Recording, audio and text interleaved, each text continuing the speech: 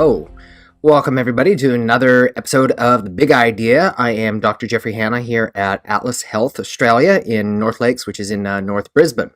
So what's the big idea? What do we talk about here on this little video here? We have a look at a few bits of research that's out there, boring, where they condense and talk about these really important ideas that unfortunately are not very accessible to the people who need to know this information the very most. So what we do is we have a look, hit some of the high points, and break it down into the core takeaway elements so that not just healthcare practitioners, but people, again, who are looking for this kind of information are able to find out that there are solutions to things that otherwise they probably don't know about. So what we're going to be looking at here today is going to be a review of neck injury and protection in vehicle accidents from 2019. We're not going to get too much into the physics of this one right here, but we're going to talk about and show the importance of neck injury, which is, I would make the case a bit of a silent epidemic. If you consider the things that we do, physical injuries to our neck, we consider what we're doing in front of our phones and our computers. We are, as a society, creating a world with all kinds of problems related to what? Related to this. And so what we're going to be doing in this particular video is we're going to be having a little look to see how this can show up in particular in car accidents, because oftentimes people are involved in these kinds of injuries, they don't do anything about it, and as a consequence they end up paying the price some many, many years later. That's what we're going to be focusing on here. So, per the always, is, firstly, if you're going to enjoy this video here, make sure that you do click that subscribe button, for the reason that that's how this information gets seen by the internet algorithms, so that other people who need to find this particular kind of information are able to get access to it as well. So, what we're going to do, we're going to get the ball rolling here, hit the highlights first. Although I'm going to be speaking a lot more and quoting a lot more things direct from this article. Nevertheless, here we go. Neck injury is one of the most common types of injury in vehicle accidents. The aim of the present study is to provide a summary of recent research on neck injury mechanisms, neck injury criteria, and neck injury prevention measures. The main types of neck injury resulting from vehicle accidents, including whiplash injury. So we're going to be emphasizing whiplash. And we're also going to be talking a little bit what they talk about as being neck injury criteria. It's on this note I really don't agree with some of the conclusions that these guys are reaching in this article, but let's sort of go through it here a little bit. Neck injuries vary in severity and in type. Okay, yeah, well, we can certainly appreciate that. Whiplash may result in one of several diagnoses such as ligament sprain, disc injury, muscle strain. So let me back up a little bit. What is whiplash? Whiplash by itself is not referring to an actual physical injury of any variety. Whiplash is the mechanism of injury, and it occurs when your head and your neck move suddenly one way and then the other way. So, sudden snap forwards, snap back, or snap back, snap forwards, or snap left, snap right, or any other combination of different directions that you can conceive. That is what a whiplash injury is. And so as they are about to discuss here, the consequence of having that kind of an injury is soft tissue, muscle, ligament, nerve. Not necessarily bone, muscle, ligament, nerve. Now, check this one out. Whiplash often occurs in low-velocity rear-end vehicle collisions. In the U.S., 90% of rear-end crashes are neck injuries. Check this one out. Traffic accident data compiled in Germany reveals that over 90% of whiplash injuries result from rear impact speeds of less than 25 kilometers an hour. So a lot of times, when people are first saying, they come to my office, I ask them, okay, have you had any injuries in the past? Oh, yeah, I just had a little car accident. Well, how much was a little car accident? Oh, it was just 60 Ks an hour. And I get it, in a car which is capable of going, hundreds of Ks an hour, relatively speaking, 60 is, relatively slow speed. Nevertheless, I offer people to do this challenge, and I don't literally want you to do this challenge. Legal disclaimer, don't do this. Nevertheless, I would have you imagine that what you do is you have somebody tie your hands behind your back, tie your feet together, and make sure that there's no way that you can prop and support yourself. And then have somebody trip you, push you in the back so you land flat on your face. That is the equivalent of about 35 to 40 Ks an hour. And you might be able to appreciate that if you're landing smash straight on your face, that's not going to feel real good. And guess what? It's probably also going to cause some really severe damage. Not necessarily on the outside, maybe some bruising, maybe a broken nose, but on the inside, the stuff you can't say or can't see per se. That's a bit of a mouthful. That's where the real damage can happen. And that's happening from 40 Ks an hour.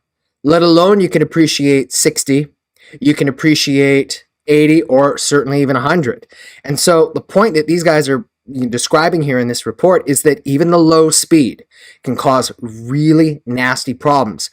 As an additional bit, what I would recommend you do is go check out go into the Google search bar and search the Convincer seatbelt whiplash. It was a demonstration that they were doing around college campuses back in the US some many years ago, where they would strap the kids in and basically do a sudden stop going no more than 8 Ks an hour.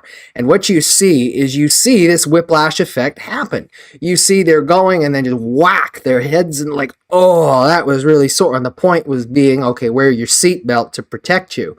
But the annoying part is if you think about a seatbelt, it's going to protect your body. It does nothing to protect your neck.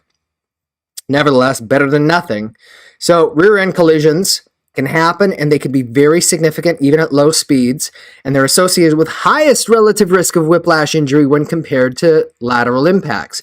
It means that it's going to cause more damage if you get hit from behind than if you get hit from the side. And I also want to add something here, and I don't have this particular study in front of me, but in brief, what some of the researchers had found, I'd read this one a while back, is that low-speed accidents are more likely to actually cause whiplash in these kinds of injuries. Why? Because when you've got high-impact injury, your car is going to crumple in on itself, and when it does that, guess what? It's absorbing the force to protect the person on the inside.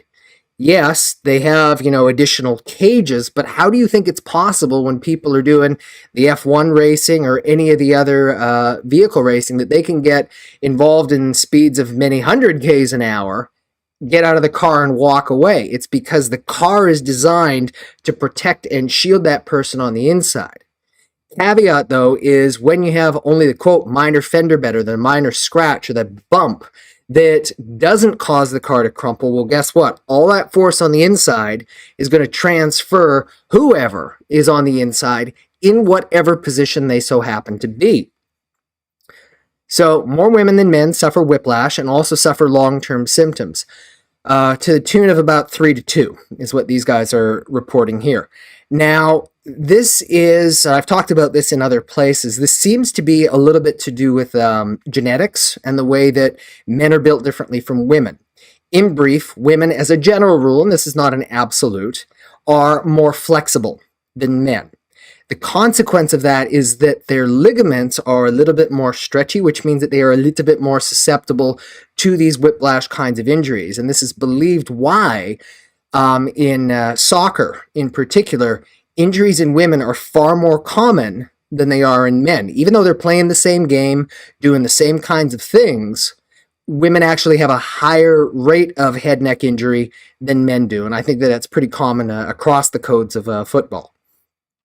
In rear-end impact accidents, cervical vertebrae usually suffer a sudden, forceful hyperextension followed by hyperflexion.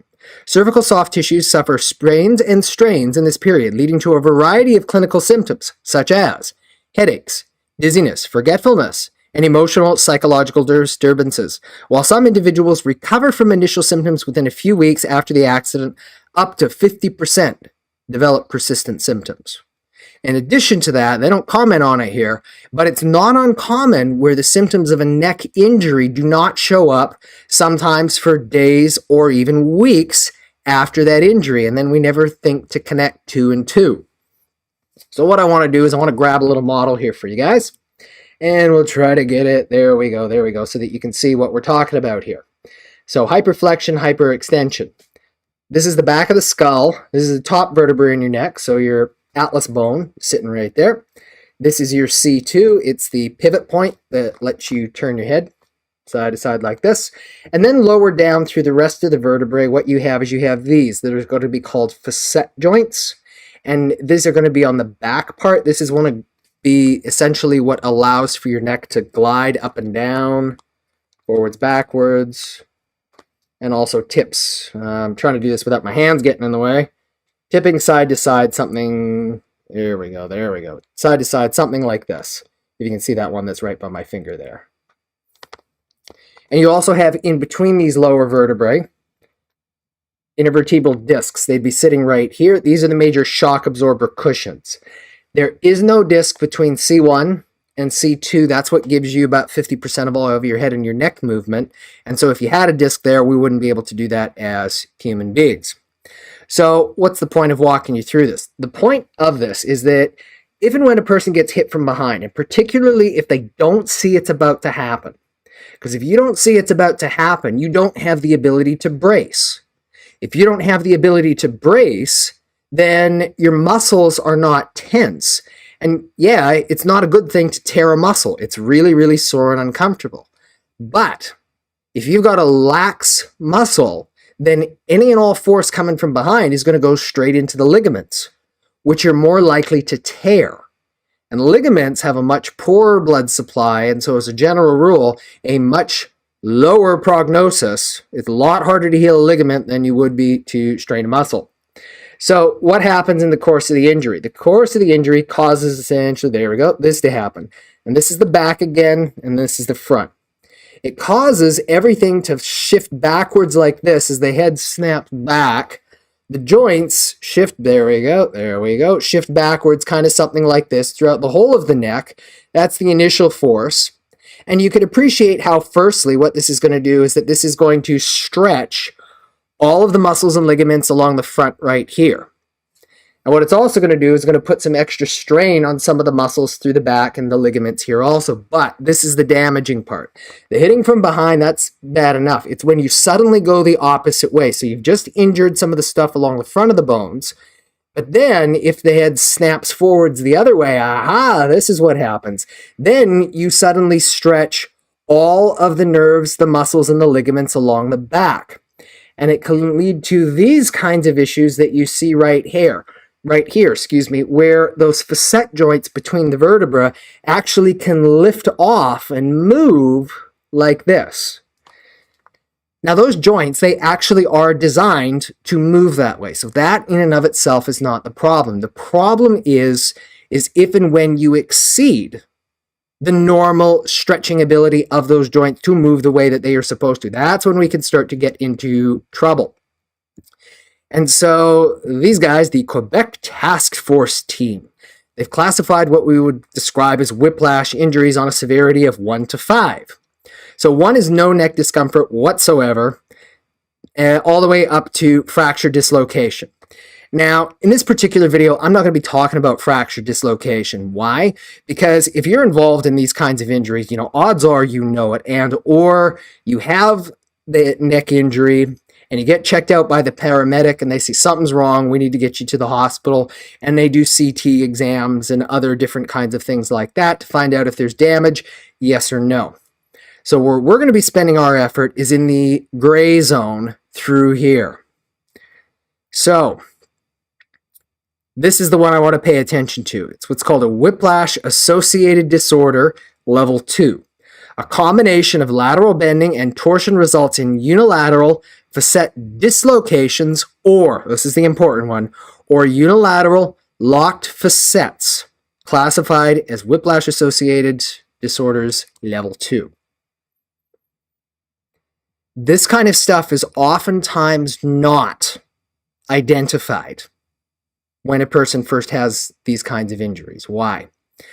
It's because from the perspective of paramedics and emergency department room, physicians, Rightfully so. What are they looking for? They're looking for the broken bones, the dislocations, and the major nerve trauma. So stretching the spinal cord, tearing a nerve, paralysis, lacerations, these really, really severe things, bleeding on the brain. So they look you over and they say, okay, we don't think that you have any of these things, so give it a few days. And then a person goes back to their GP, and the GP is going to say, well, or you're going to say to the GP, well, yeah, I feel sore. And sometimes, again, you may not be feeling any symptoms whatsoever. And the doc might say something to the effect of, okay, well, I don't think that there's any broken bones, and I don't think there's any dislocations. And I don't even think that there's any, quote, subluxations. This is what happens when you have, at least from a medical perspective, an unstable joint injury. So going back to this example right here, that would be something, well, this would be a straight up dislocation, something like this, where the joint surfaces are not in contact with each other anymore. Medically, a subluxation is defined when the joint is like all the way this way. So it's stretched beyond 50% of its normal motion there. Those usually can cause some really nasty issues as well. But, and this is the problem, what would happen if, as these guys are saying, unilateral locked facet? So let's say that it shifted this much, which may only be a couple of millimeters, maybe 3 millimeters, something like that. Is that not significant? I would make the case it can be. Very, very significant. Firstly, it's not normal.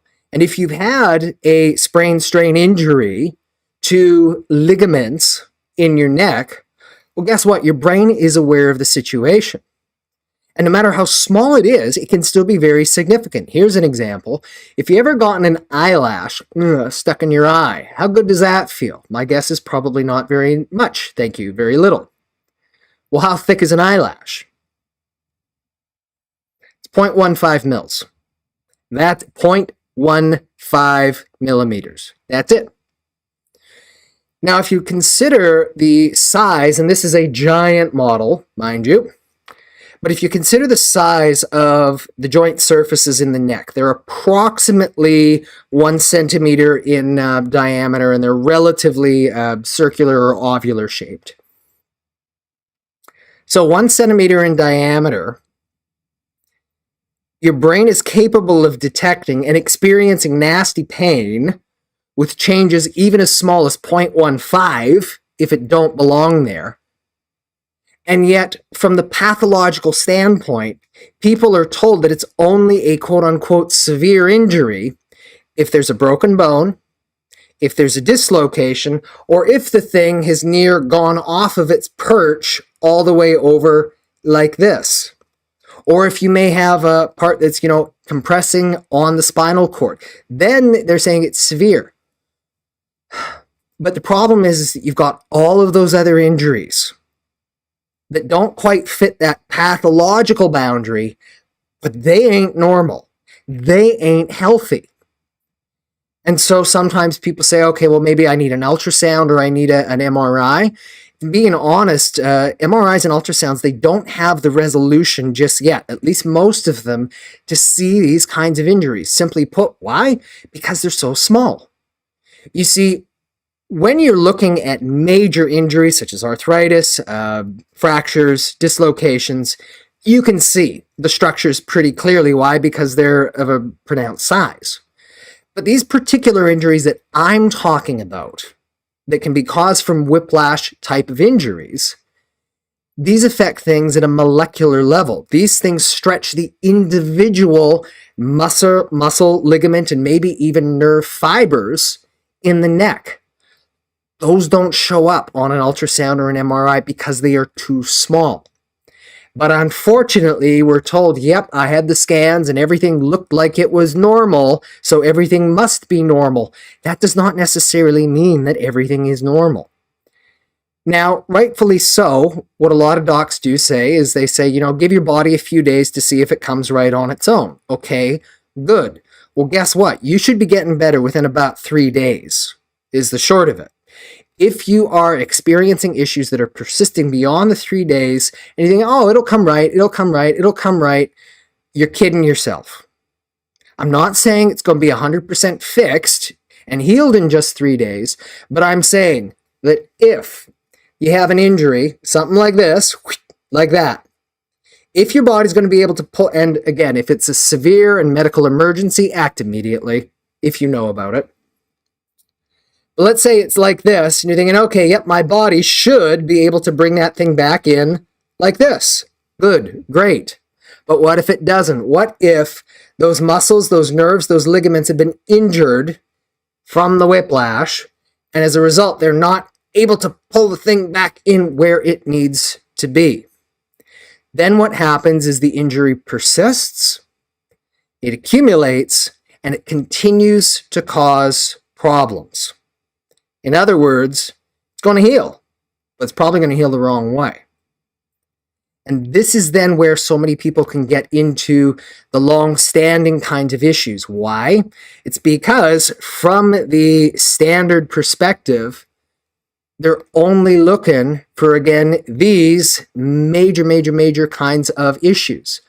Or if it is, quote-unquote, relatively low grade, work and do some stretches. Go see your physiotherapist. Go see your massage therapist. Work with an acupuncturist. And don't misunderstand me. All of these things, really good, really important, and essential to help so many people who experience these kinds of injuries. But the caveat that I want to point out there is that very few of them are actually looking for these particular kinds of injuries, whether they occur in the lower part of the neck, whether they're occurring in the, especially if they are occurring in the upper part of the neck. How do I know that? I know that there was a study done very recently where they found that the single most area where injuries were overlooked was between the base of the skull and the C1 vertebra up at the very top. And it was usually because they just do a quick screen. And again, this is not a knock on anybody because we're all human. I am not perfect either. Simply put, they're looking again for those major signs of either dislocation or a fracture because it's such an important area. It's only where the vital life centers of your brain are. And they say, okay, yep, if it's not broken and if it's not dislocated, it's okay. We're all right with that. But unfortunately, because of how this joint actually moves, it lets you do this with your head. There are so many other ways that it can become injured, trapped, and essentially heal the wrong way that it's not even funny. And because of the sensitivity of the nerves in that area, it can go on to cause a whole bunch of issues. And so, yes, this is the point in the nature of the work that I do as an upper cervical chiropractor. It's looking to see, has a person suffered a physical injury where it's not broken, it's not dislocated, and maybe it was caused, or at the time you thought that everything was okay because you didn't have immediate pain, or maybe you did, but you thought it would go away, but the problem is the issue has persisted, and you have done the stretches, you've done the exercises, you've done the gym work, you've done all of the right things. Because you do the right things, your body should be able to heal itself. And yet, the problem persists. So what that means most likely is it's because there is something that's stuck. There is something that is interfering with your body's normal ability to heal itself. And one of them possibilities then, at least a major one, I would argue, is if and when you have those joints that have gotten locked out of position. And they may only be a few millimeters, but they can nevertheless cause some very, very severe issues. But the good news is if you are able to address those, and frequently you don't have to use surgery, you don't have to do incisions, you don't even have to twist or crack a person's neck. That's one of the good things, is when you can find out this is the exact location, direction, degree, this is the way that it has actually gone. Your body is begging and wants the opportunity to be able to resolve the issue on its own. It just needs that little bit of extra momentum. If you can give it just what it needs, just the right amount of force to overcome that lock, to overcome that point of inertia, the thing starts to be able to move again. And then guess what happens? Your body starts to be able to do what it is supposed to do, that is heal and repair itself. And as that does that, presuming that there was no permanent neurological injury, guess what? quality of your life should start to be able to improve. And so many of the different signs, symptoms, problems that they're describing here, again, the headaches, the dizziness, the forgetfulness, and the emotional and the psychological disturbances, we should expect to see those things start to improve just as well. Complete aside here, although it's not really complete aside at all, is from a symptomatic standpoint, there is actually no distinction between a whiplash injury and a concussion. And the reason for that is because the neurovascular structures, guess what? They're exactly the same. And so it's important that a person, if they've had the head injury, that they not just, get it looked at the skull, but they also have their neck looked at. This is a challenge. Again, please don't do this. But with the exception, perhaps, of blunt force trauma, is it possible to injure your head without injuring your neck? Now, I would make the case that the probability is pretty low.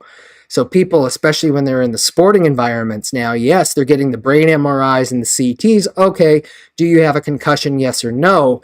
But they're not getting the neck looked at. And this is the other point that I wanted to raise. This article right here, and for the rest of it, what do?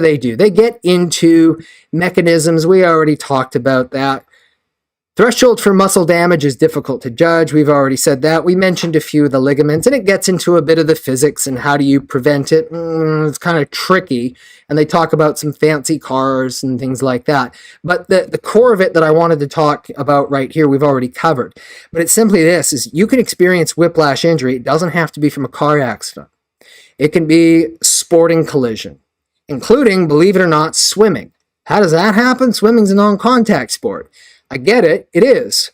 Unless you smack your head into the side of the pool, or you smack your head into a sandbar coming off of a wave. Or you can imagine surfing, jet skiing, the way that your body gets snapped around. How about dance? You're just doing basic dance on your own, but if you slip and your body goes down at just the wrong angle, everything goes flying, snaps one way, snaps the other way. Remember, that's the definition of a whiplash. Head go one way, head go the other way, damaging head, neck, and all the interface stuff in between. It could be trampoline accidents. It can be heavy metal concerts from head banging like this, getting hit from the side in a mosh pit, any number of different ways. My point is, it doesn't have to be a car accident. There's a lot of ways that we can hurt ourselves. And then you put us in front of our devices, our computers, for hours and hours on end.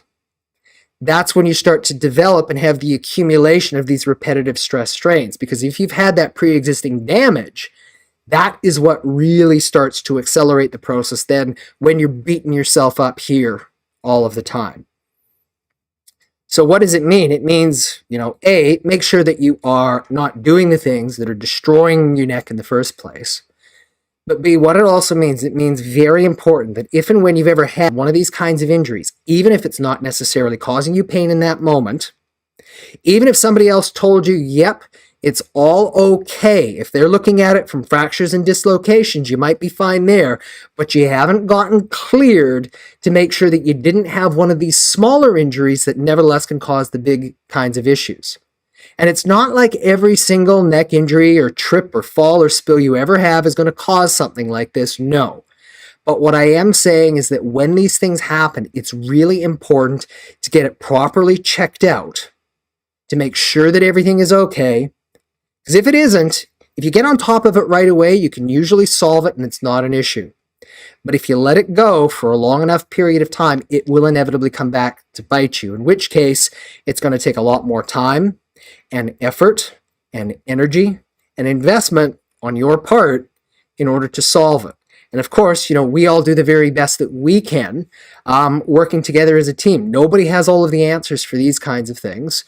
We simply know that we have a very important piece of the puzzle, especially in terms of, again, how we look at the individual joints of the neck, doing the particular approach that we use here. In brief, it involves specialized imaging so that we can see when you actually have had these injuries, where are they, how have they actually gone? Because I said you can't usually see them on the standard MRIs, but guess what? If you change the angle just a little bit, because everybody's architecture is on the inside, that's how you can actually see, number one, what actually happened, but B, what can you do about it?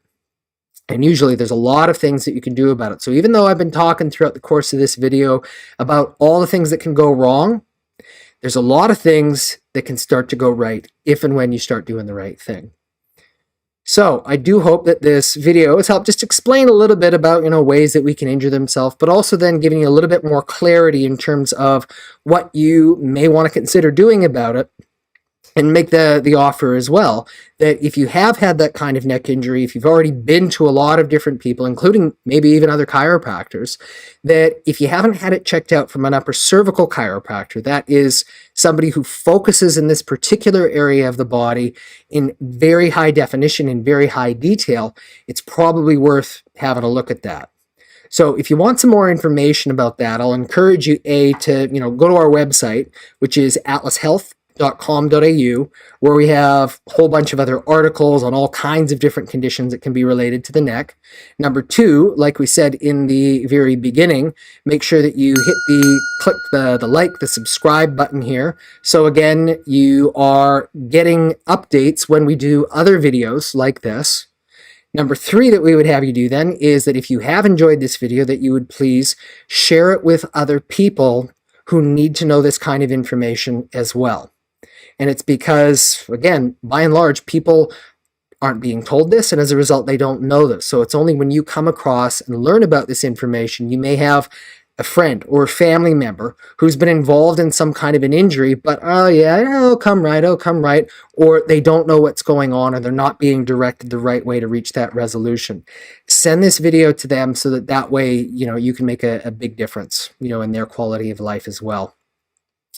So I think that's pretty much everything that I've got for you guys here today. So on that note, I will leave you. Enjoy the rest of your day, your time, wherever you so happen to be. We'll see you next time. Take care. Bye-bye.